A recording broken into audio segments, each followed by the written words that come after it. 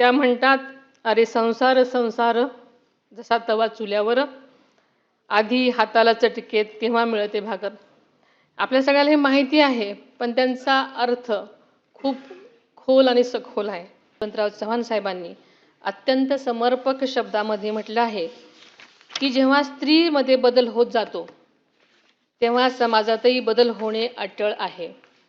समाज बदलाची प्रतिक्रिया ही स्त्रीच्या बदलात प्रतिबिंबित होत असते. त्यामुळे स्त्री ही समाज बदलाची इंडेक्स असते. आदरणीय चव्हाण साहेबांच्या विचारामध्ये समाज परिवर्तनाचं अत्यंत गहन तत्व दडलेलं आहे. यंदाचे वर्ष आंतरराष्ट्रीय महिला शेतकरी वर्ष म्हणून साजरं केलं जात आहे. शेती आणि ग्रामीण अर्थव्यवस्थेमध्ये महिलांचे योगदान पूर्वीपासूनच अत्यंत मोलाचं आणि महत्त्वाचं आहे.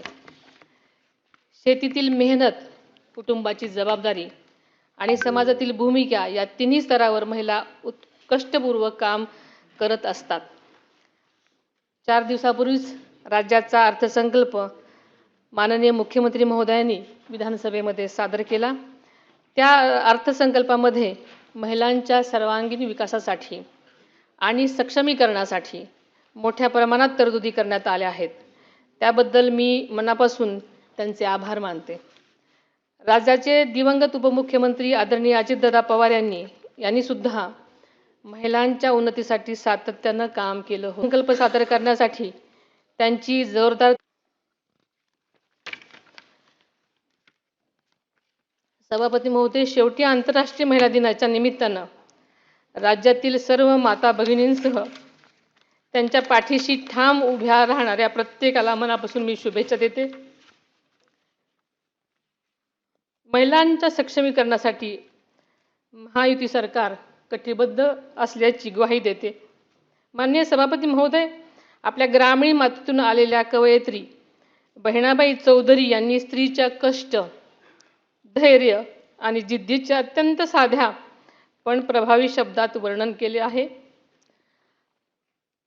त्या म्हणतात, अरे संसार संसार जसा तवा चुल्यावर, आधी हाताला चटकेत केव्हा मिळते भाकर. आपल्या सगळ्याला हे माहिती आहे, पण त्यांचा अर्थ खूप खोल आणि सखोल आहे.